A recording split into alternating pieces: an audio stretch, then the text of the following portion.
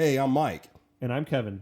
And this is 6 Degrees of Schwarzenegger, the podcast where we take a long, hard look at some of your favorite action movies from the era of Arnold. Schwarzenegger is the icon of the genre, and we're taking a deep dive into some of these 80s and 90s cult action movies and breaking them all the way down.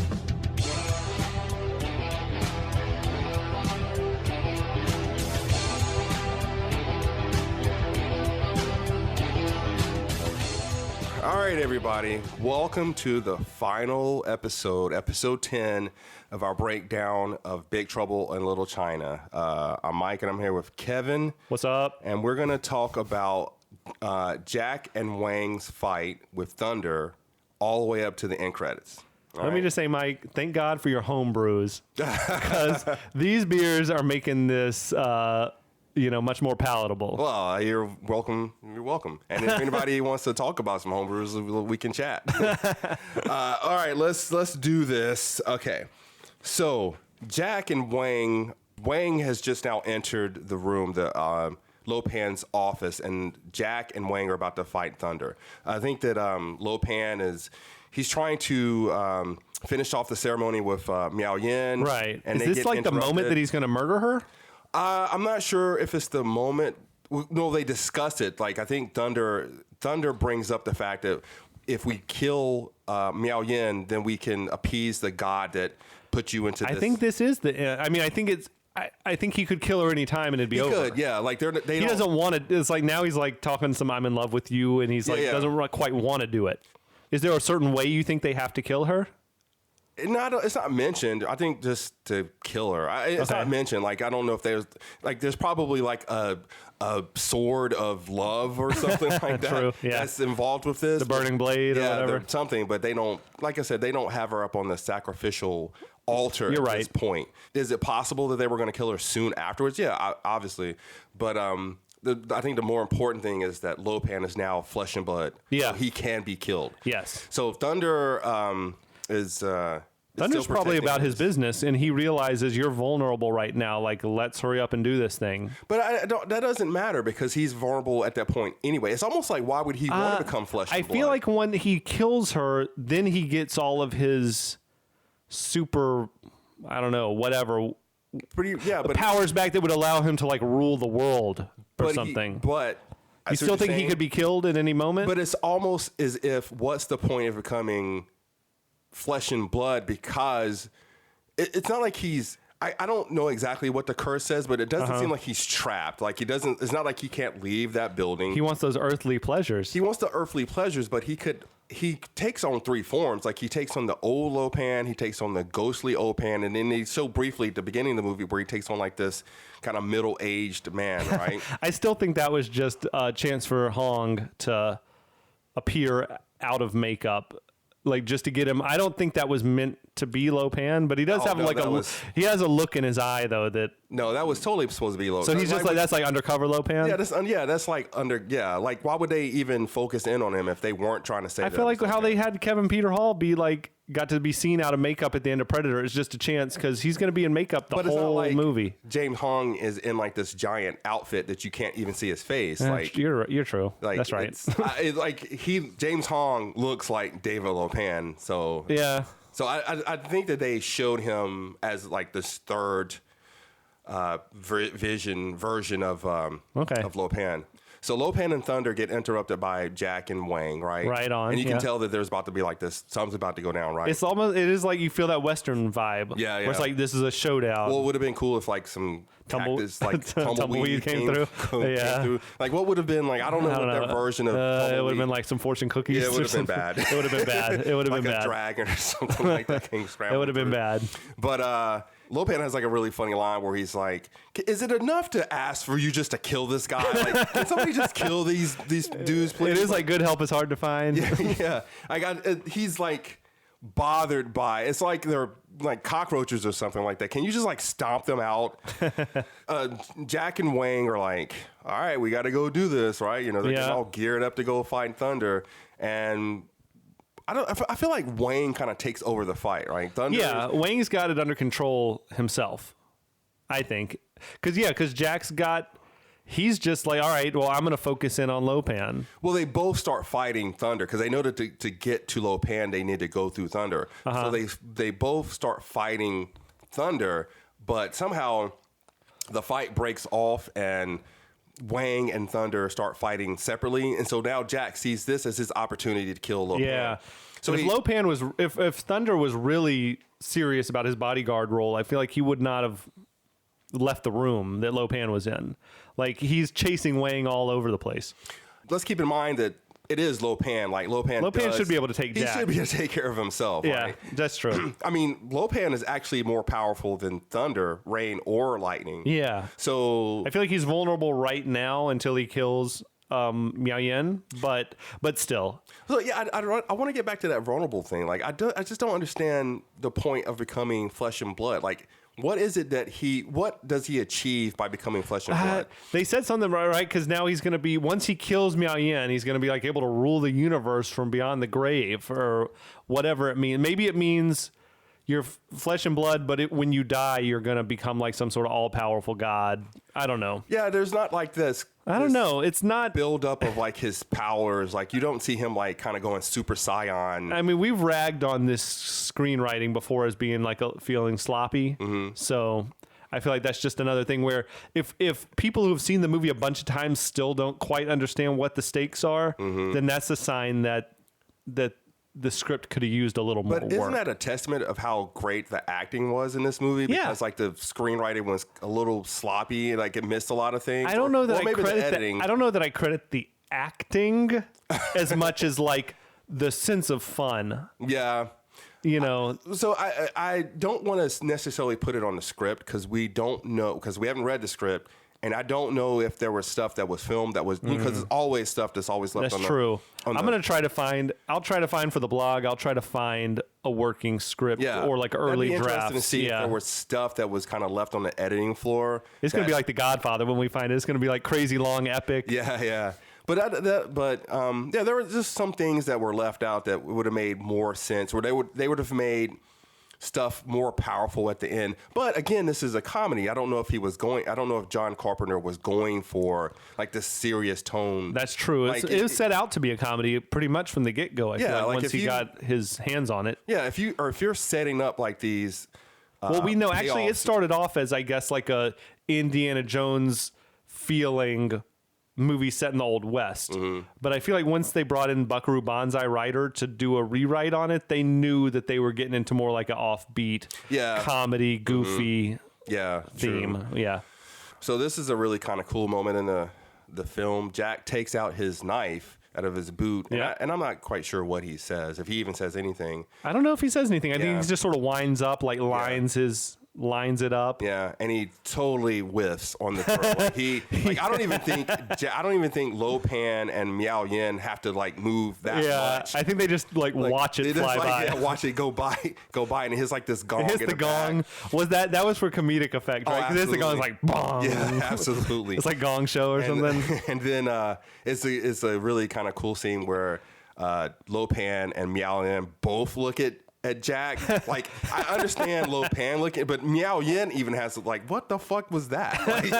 Like how did you miss that badly? She's probably like, this is the kind of guy that my fiance Wang is running with. This is the dude that's gonna save me from this situation. So Lo Pan, who's already kind of done with Miao Yin at this point anyway. He's like, because at this point he's not trying to be in love with her. He just needs to murder her. He's already flesh and blood, so he's like, well, let me just get rid of her, and then let me take care of Jack, and then I'll get back to whatever I have to do with Miao Yin.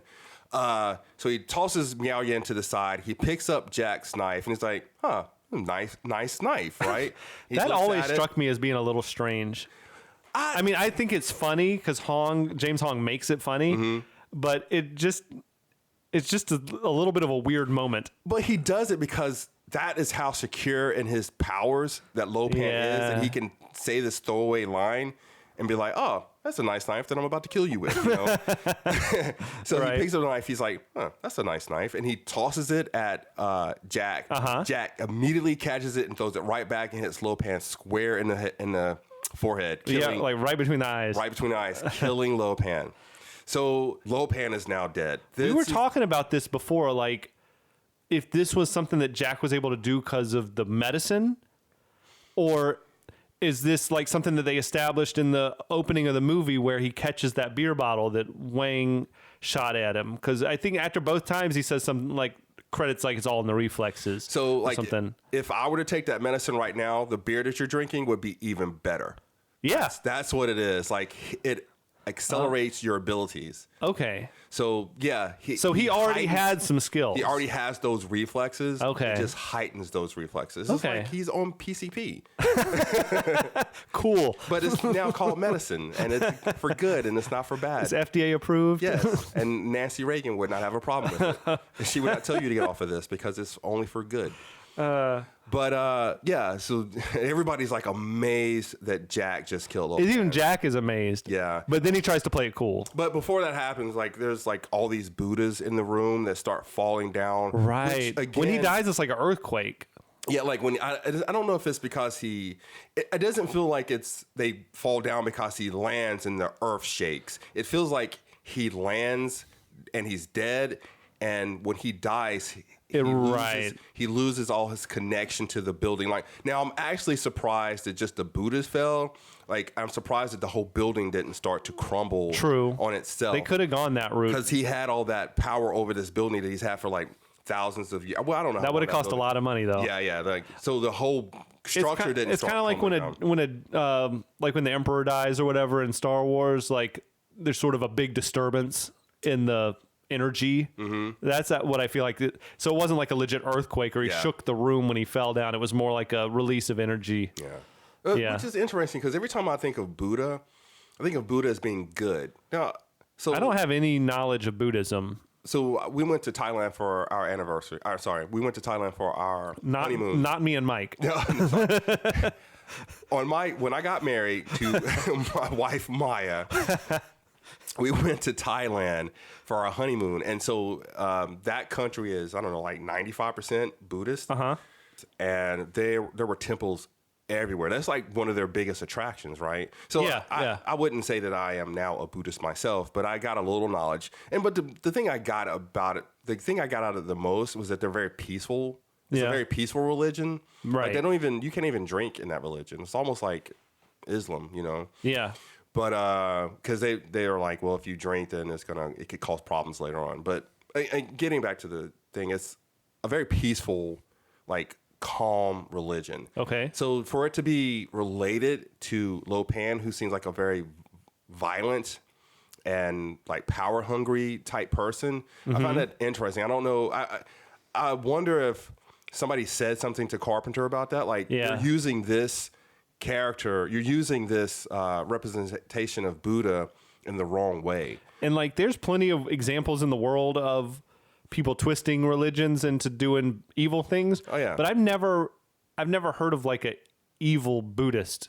Yeah. Like if I mean, there's got to be, but people like you don't hear of like Buddhist terrorists, True. or anything like that. I think you can make fun of your own religion too. Like it'd be easy for us to do a take on Christianity, but I couldn't do a take on like Islam, or I couldn't do a take on Buddhist because that's not my religion. Right. And so that would come off as being offensive right. if we did that. But it doesn't come off as offensive in this movie because I think, like I said, Carpenter did his research and he had several people even on set every time he was filming that were there to make sure that he was not harming like the Chinese culture or offending anybody. I was trying to do a little bit of research, like to try to figure out, because down when they were fighting down in like the Great Hall, there was like a 6-armed like statue. Oh yeah. And I was trying to like figure out if that had some significance. And I was like looking, and there are like Buddhism, I guess, does have like a lot of gods or whatever, and there's like God of vengeance and things. So I mean, I guess there is some violence or whatever, or like a framework around like gods who maybe are gods over things that are more evil, or something like that. Yeah, they definitely have that. Yeah. All right. So now Lopan is dead, right? Yep. And it's really kind of cool because you can in the background see Wang and Thunder fighting. Like Wang is doing all these backflips across the scene, across the set, and like you just see all this like trash being furniture, thrown, like sofas and chairs and stuff are being thrown at him because like Thunder's just like wrecking shop, right? I thought it was like a Kung Fu Benny Hill, almost like where they chasing him around and stuff, because it was just like he chases him across and then he's chasing him the other way, and it's like comedy, but also like acrobatic flips and stuff. Yeah, it was. Now I don't understand why. So during this whole fight, Wang kind of stops in the middle of the scene and breaks like this. I don't know, he was frustrated. It was like a statue. I think it was a dragon. It was a dragon or a pug. I know pugs are really big in that culture. But it was weird that he just stopped in the middle of this to break that. Like, I think it was frustration. Was he like, I never liked that statue anyway? I think he was so pissed off at like how this was all going for the same reason that he's like throwing furniture around. Like, why can't I catch this guy? That's not helping you beat up. It probably is like these guys are used to just being able to, beat up whoever they want to beat up.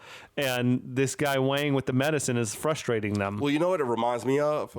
Like Bugs Bunny and the Tasmanian Devil. Yeah. Like, you know how like Bugs will be running away from the Tasmanian Devil and the Devil's just like going through stuff and destroying everything in his path. That's kind of what this was like, So Wang kind of circles back into Lo Pan's office and he's followed by Thunder. Yeah. And this is where Thunder sees his boss, his master, is now dead. And Thunder loses it. He loses it. I think my guy Thunder might have been in love with Lo Pan. Like he got a look on his face like his heart broke. He did. I felt that same. Like it was a little over the top. Like I mean, it was actually like pretty good acting wise. Like this guy was devastated, and you could see that on his face. I don't get the sense that Rain or Lightning would have reacted the same way than Thunder did. Like either Thunder was there from the very beginning and then they recruited Rain and Lightning. But yeah, there was definitely like more intensity into Thunder's devastation over Lo Pan's death than I think that the other two would have had. Yeah. So Thunder seeing his master is dead is like I don't know, he blows himself up. He starts swelling up. Like we saw, they hinted at that earlier, right? When he was able to he did a big deep breath and broke free, like when Jack had bear hugged him. But yeah, this time he's like straight nasty actually. Was it on purpose or was he just so I think he lost control of his whatever his power is. So he was so emotionally distraught that he couldn't stop himself from doing what he was doing. It could have been like our guy Predator, where he goes into like self-destruct sequence, like I'm gonna blow up and kill everyone around me. He sees the end, and he's like, I'm just gonna And like if the guys are around me, I'll take them all out. I don't know, but dude was gross. He like looked like a garbage pail kid. Yeah, he did. If you remember, he did. Just nasty, like swelling up and veins and like boils. Yeah, but again, like when you think of this movie, isn't that one of the more like when you see Thunder and the steam coming out of his nose and he's all like bloated and everything like that? That's like that scene. The scene where Jack yells at the camera, those are things that really stick out in my mind. Like those, like 2 seconds on camera. You don't forget that.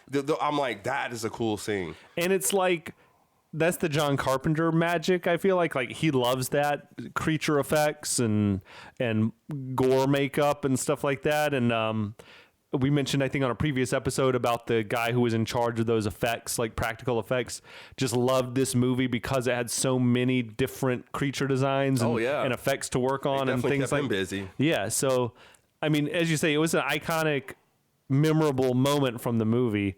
But yeah, like he's busting out of his clothes and like they went all out on his feet, like had each foot had its all the toes and everything. Like they put a lot into this, and the head's swelling up. Where he grabs the knife out of his like waistband, his hand swells up. Yeah, it's a really great scene.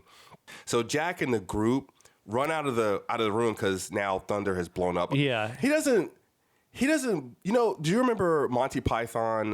What's that movie? Search for the Meaning of Life? No. So in that movie, there's a really big fat guy that goes into this restaurant and like it just eats like everything. I kind of do remember this now. Like he eats all, like it's funny because like he walks into the restaurant and the fish like run away. So this guy like sees all this food, right? And he's spitting up all over himself. And the waiter's like, "Here, don't you want this like this wafer thin mint?" Yeah. He's like, I can't. I'm just stuffed. I can't eat anymore, right? It's just wafer thin. And he eats it and he explodes. That reminded me of Thunder exploding in this movie because it's not like an explosion that necessarily damages the building or anything like that. Like you don't see like the walls crumbling down or anything like that. I feel like it would just if he had exploded, I'm not even sure if he would have killed the group. Right. In real life, you mean like? Well, in the movie.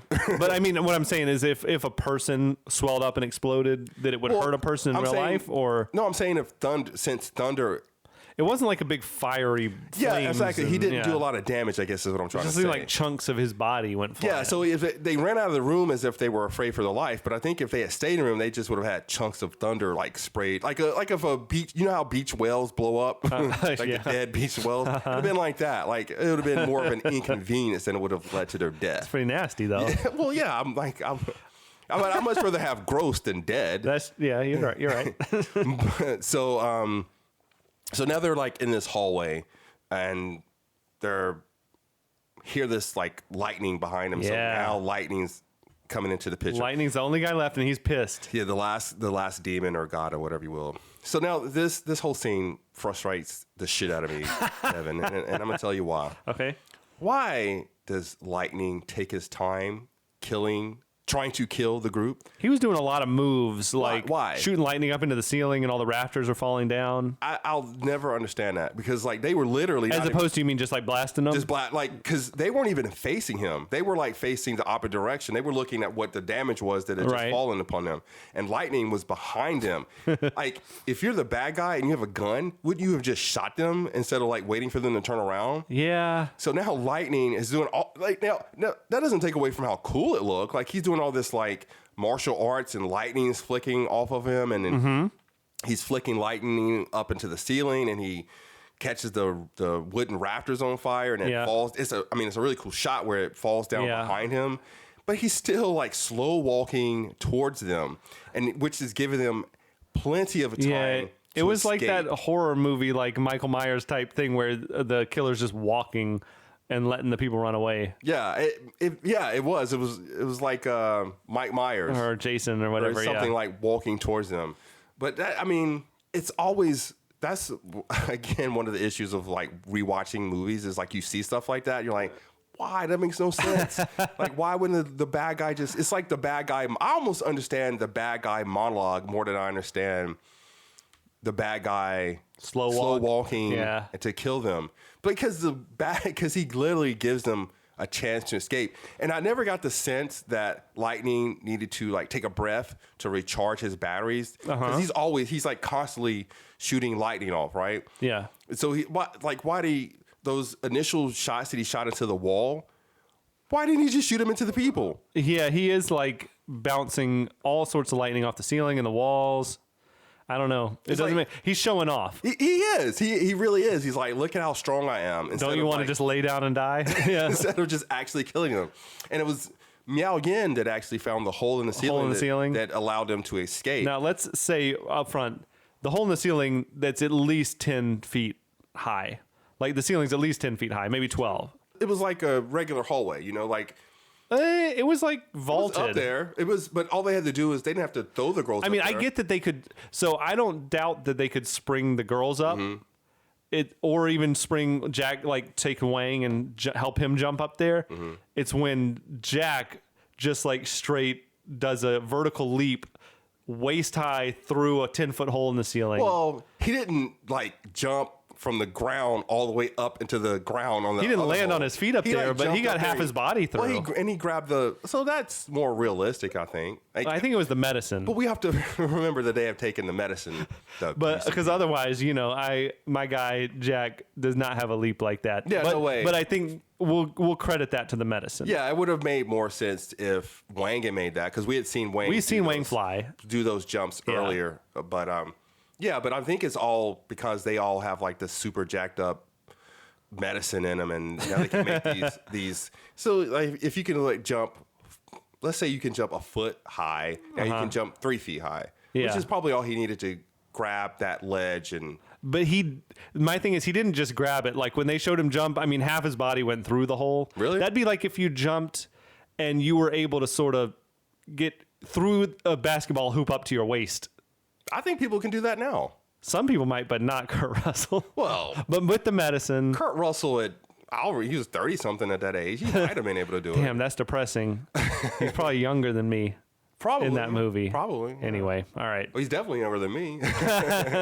So now they're all kind of like on this second tier. Yeah. And they're still kind of stuck. They don't know where to go. And lightning is like shooting bolts up through the hole. Like he's coming up. Yeah, he's on it. He's still slow walking, but he's coming up. Very slow. So Egg is up above them. Now this is the one where I agree with you. There's no way they would have made that jump. They couldn't have made that jump. Yeah. Because now that hole is probably a good 15, 20 feet above them.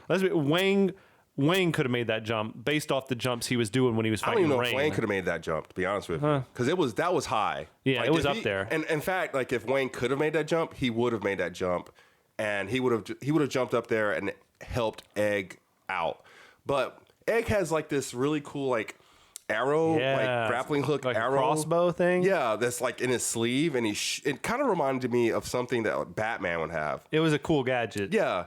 So he shoots it into the ground, and then it's like a lever pulley system. Yeah. And he is able to pull. It's very cool. Yeah, pull. I wonder if that's like practically, conceivably could work. Like if you had enough pulleys and everything like that you could lift somebody's weight up with ease. Well, my thing is, where's the mechanism that actually runs? Yeah, it did just start running. Yeah, like all he did was like kind of lift his hand up, and it triggered like the pulley action. But to me, it's like if that was real, he would have had like a giant machine strapped to the engine that runs that pulley system. Yeah. But so again, I can see him pulling the girls up. I do want to point out just this actually, this laziness in the writing didn't bother me that much when when Egg first appeared, and they're like, Egg, how'd you get up there? And he's like, it wasn't easy. It's just like no answers required. Yeah. But that works because it was a good joke. Yeah, and I mean, it's Egg, so you're not really surprised. Egg is the kind of person that just like mysteriously can show up places. Yeah. And you don't really question why. You just like, he got there. It's kind of like Urkel. I will never, ever compare Egg to Urkel. Okay. That was a reach. But so now Egg is helping pull up all the group. And Wang is the last one that's left, which is, I feel like Wang could have made that jump if he wanted to. Right. As I was saying, those jumps he was doing against rain. Yeah. Like I feel like he could have done it, but yeah, he literally flew. Maybe the medicine was starting to wear off. Possibly, yeah. But so now lightning's kind of shooting up through the floor, and you can see that lightning is like raising up through the hole. I don't understand the slow walk, but as lightning comes up through the hole, Egg drops like this Buddha statue, big stone thing. Yeah, statue on top of lightning. And he got owned. Yeah, and it's kind of cool because you see like this really short shot of lightning's eyes, like all this lightning is going across his face, and you can see he's scared. As the Buddha statue hits lightning, obviously killing him, there's a really cool shot of all this lightning that kind of like comes up through the hole, almost like a fire. And if you notice, there's like a small little Chinese symbol that comes up out of the lightning. And I found out that Chinese symbol stands for carpenter. That's awesome. After the name of the... So I never noticed the symbol. Director. How did you find that out? Was that on the commentary or no? Other? I was watching the movie last night, and I was just again, it's something that I probably have watched that movie 10 times maybe in the past and never noticed it, but I just happened to like see it, and it's awesome. real quick. It's like if you blink, you'll miss it. Yeah, it's a Chinese symbol for carpenter, which is the director of the film. That's very cool. Yeah, I thought it was a cool kind of nod to like Easter egg in this film. So now there's like this really cool tracking shot where they're following the group through the warehouse, and you can see that the warehouse is like on fire. It's like everybody's kind of in panic mode. You can see other people kind of scrambling around the warehouse. They make it to like this giant door, and Jack opens the door, and he's like, "Oh, there's my truck. Oh, wait a minute, it's my truck." Like he doesn't really realize it at first. I can't remember. Did they see his truck in the previous scene when they were in there busting all the girls out? I don't think so. Or did they never? To me, if they do see it, they never make mention of it. This kind of, to me, felt like in the first Star Wars when they're on the Death Star, and it's like, oh, there's the Millennium Falcon. Like there's a way we can get out of here. It's very convenient, but, also you don't question those things in the moment. It is convenient, but I feel like they just kind of lucked out. Like they just luckily ran across this truck. I mean, we felt like we knew his truck was there somewhere. Yeah, you had to know it was hidden. And you hadn't seen his truck since the very beginning of the movie. Like it got taken like literally in like the second scene of the movie. And that fight in the alleyway, that's when his truck went missing. So you haven't seen it this whole time, which is weird because I almost felt like that truck was a character in the film. Like they make such a... It has a name. Yeah, so it's got a name, and like it makes such a big deal out of him being a truck driver, and he drives it everywhere. So for his truck to have been missing this whole time is a little weird. But so he finds his truck, and I don't get the sense when they're running through the warehouse that they were being chased by the security guards. But when they get into the room where his truck is, Jack kind of holds that door closed because he wants everybody to be able to make it into the truck. And then as soon as he releases the door, the security guards bust in and they start shooting at Jack. And this is another example of him drinking that medicine because he outruns the bullets. Like they're shooting, like he kind of does like this arc. And those guards can't hit anything. Oh yeah, they're stormtroopers. They're absolutely stormtroopers. So Jack jumps up in the truck, and this is like a Terminator 2 line where he's like, I forgot my keys. Well, don't you have some spare keys? And he's like, yeah, they're in my visor. They were under the seat. Or under the seat, yeah. But it is like, that was a weird beat to have. Like, it didn't lead to any problem. It was just, I guess, just for a joke. It kind of worked. It shows his character. It shows Jack Gracie's character. Yeah. I like, though, when he fires it up. Yeah. And it's like shaking. And is it Gracie that's like, what is that? Or something. And he's like, 6.9 on the Richter scale. Was that a 69 joke? I don't think so. I don't okay. It could have been. I don't know. But he's so self-confident. It's like Jack that he's like, all right, hang on. We're about to bust out of this. And he throws it like what he thinks is in forward. And you can see all the people like move forward to get braced for them getting out of there. And the truck backs out of the building. So he didn't even know how to drive his own truck. You think that? I thought maybe he's the only one who knew what he was going to do. No, I think he was totally like, I'm going to drive forward. Oh, you think he was? Yeah, okay. I'm going to drive forward with my truck. Because I think he even says, I'm sorry. Like, as soon as they back out, I think he's sorry about that. I don't know. Now it's a good moment, though. Yeah, it was a good moment. I mean, it's moments like that. It's moments where he backs out by mistake. It's moments where Gracie asks him about his keys that kind of just keep that comedic tone of the film. You could tell that's what Carpenter was going for, obviously. Yeah. So now they've escaped.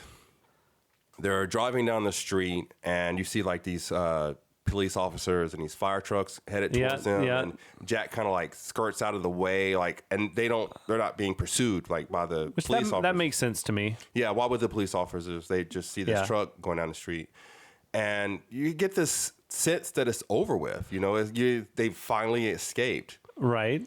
I got a handful of things to mention about this particular moment. Oh, one, that Wang and Miao Yin are just straight up making out. Oh yeah, in the truck, they're like sucking each other's faces. He hasn't seen her this whole film. I that's love, I guess.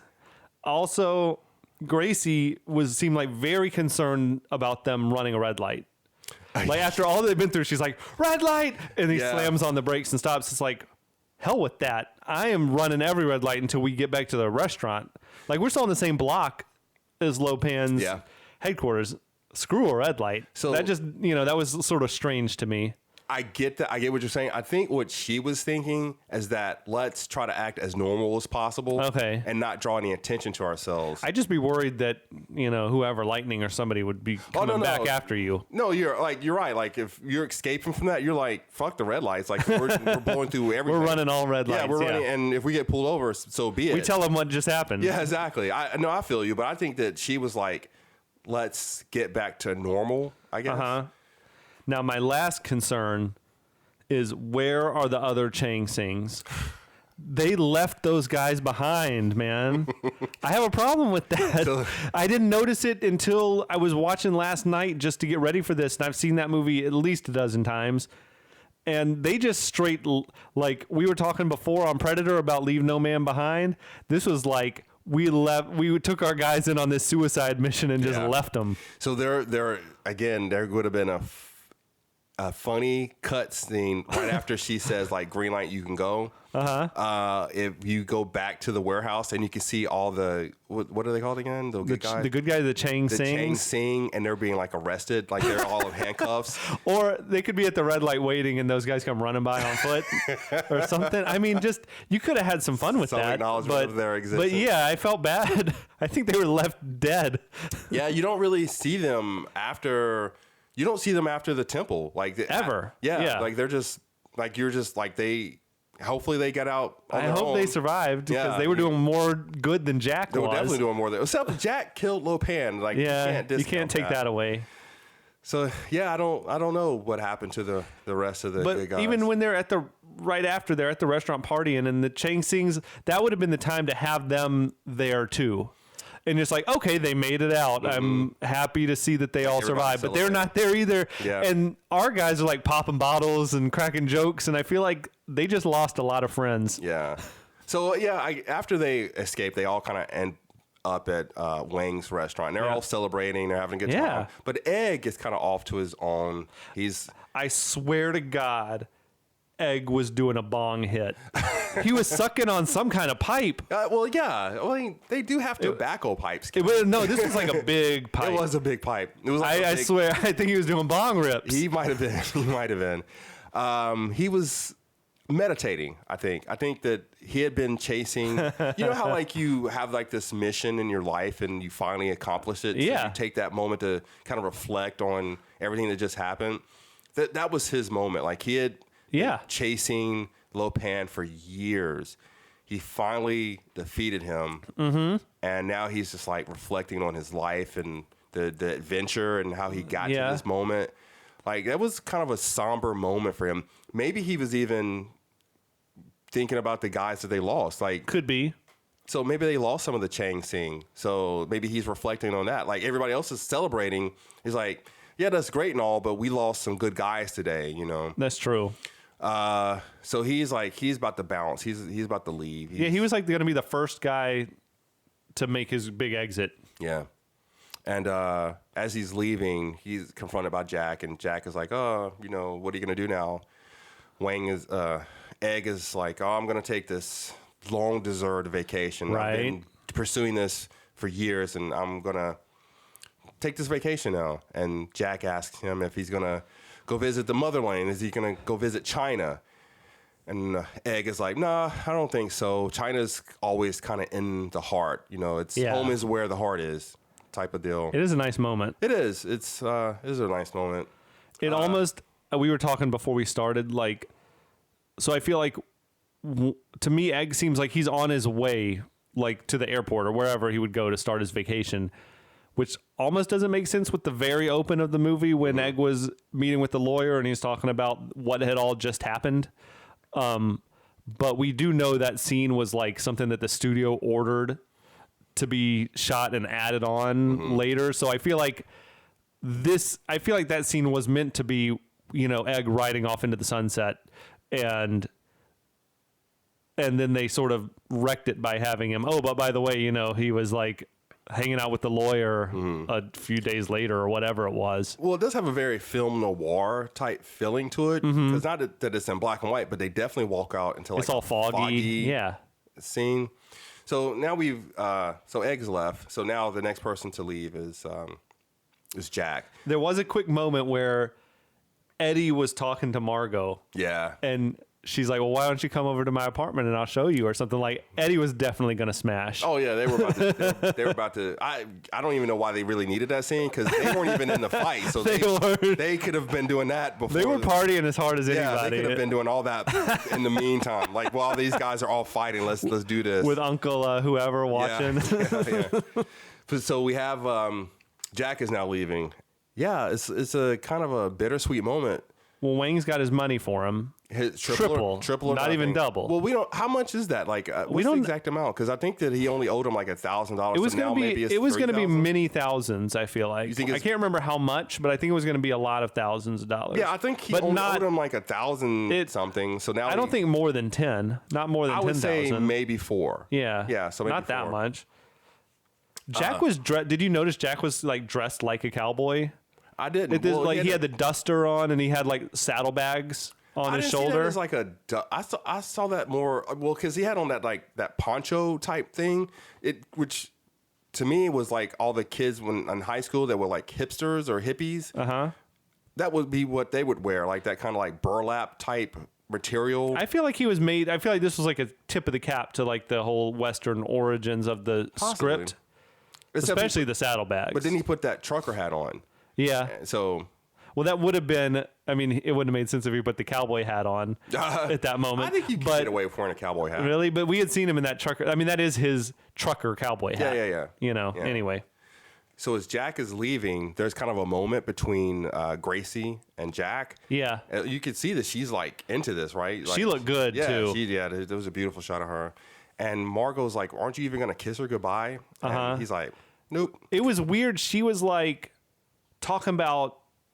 Well, I feel like he said something about I got all this money now, I could settle down or something like that. And then she's like, or I'll come on the road with you if you have a little apartment in the back of your big rig. Remember, she's a lawyer.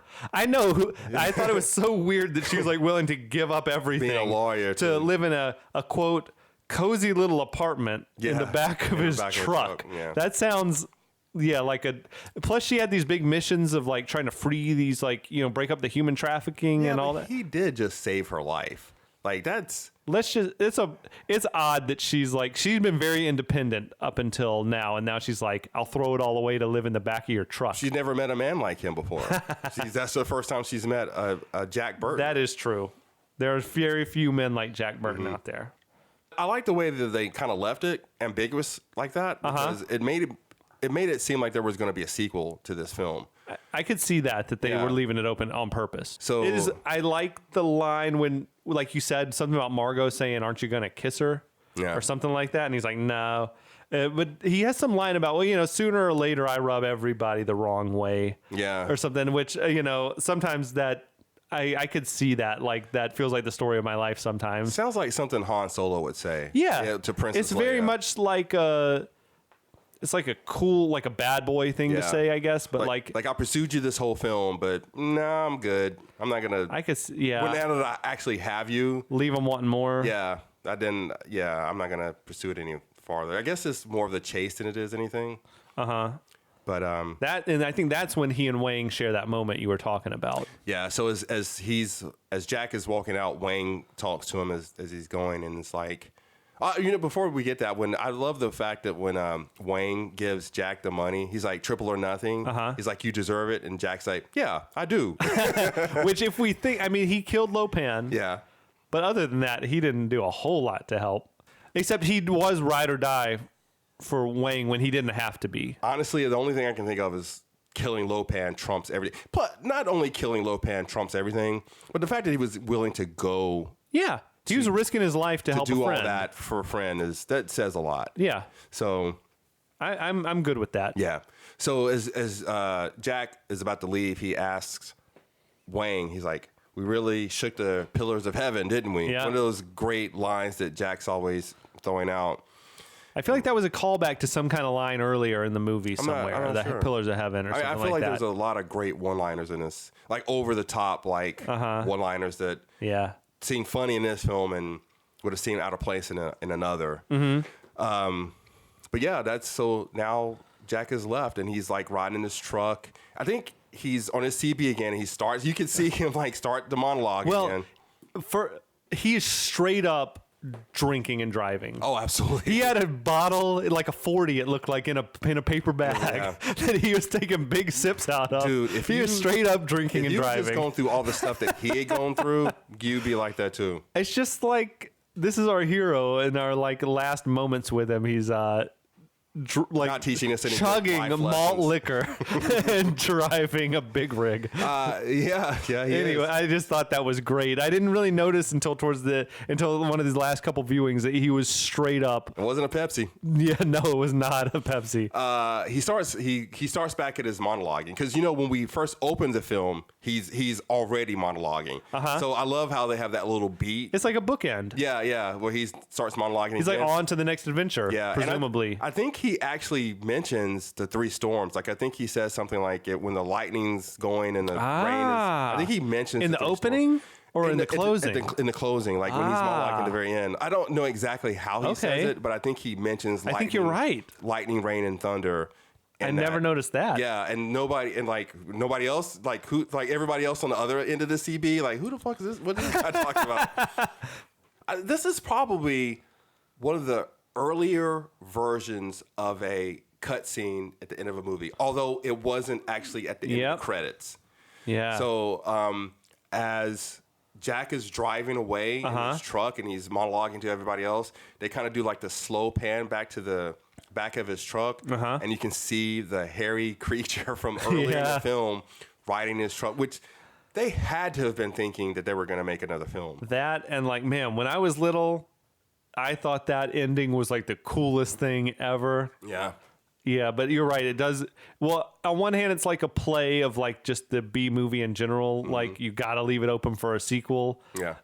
But also, yeah, it's just a cool ending. Like just to think that there's going to be more adventures for Jack. I'm sure that it's happened before, but I don't remember a movie where they had like this kind of like. Oh no, you know what? And it kind of reminds me of what was that movie? Flash Gordon, where at the very end of Flash Gordon, his ring disappears, and they have like it says the end, but then it has a question mark. Oh. And then you can hear Ming laugh. So it's this ambiguous ending to the film. Like, are they going to do another one of these? Which it's like at the end of Carpenter's Halloween, and Michael Myers had been shot, but then they look out there and his body's gone. Exactly. And it's like, it's an ambiguous ending. It leaves it open for a sequel, but it also is satisfying just by itself. Like even if no sequel ever comes. Mm-hmm. Yeah, it's still like just a cool ending. It makes us talk about it 20-something years later. Yeah, right. Exactly. 30-something. Damn. So now we're at the end credits, and I think they play a song at the end credits. What is it? It's a bad song, but it's I think it's the song. The name of the song must be "Big Trouble in Little China" by John Carpenter's band. And they don't sound like a great band to me. I don't like the song personally.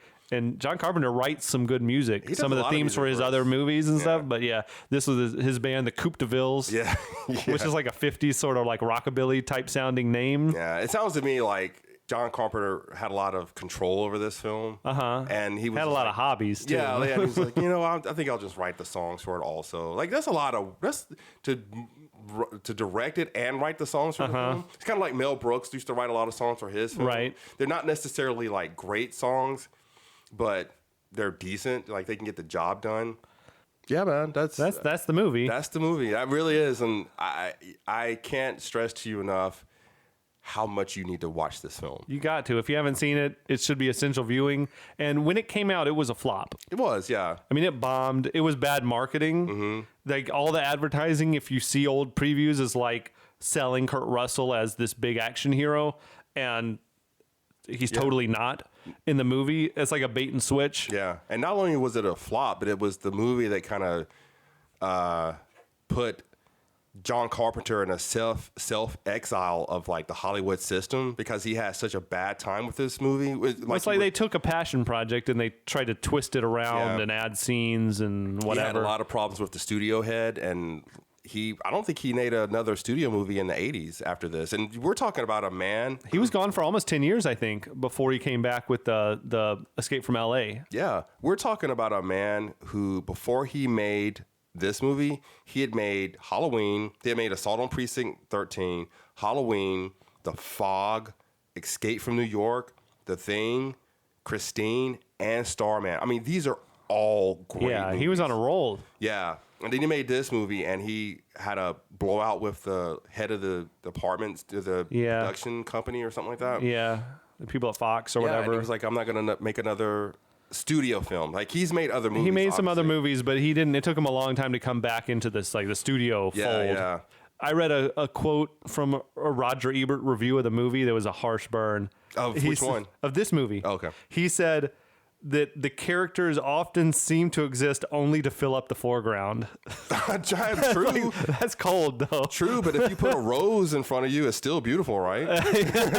Like it doesn't matter if it's just there. Yeah, that's just harsh. But time has been kind to this movie. I feel like the audience found it later, like it as a lot of movies do, in like VHS home video land. Mm-hmm. It's like, oh, this is a great movie. I missed it on when it was out.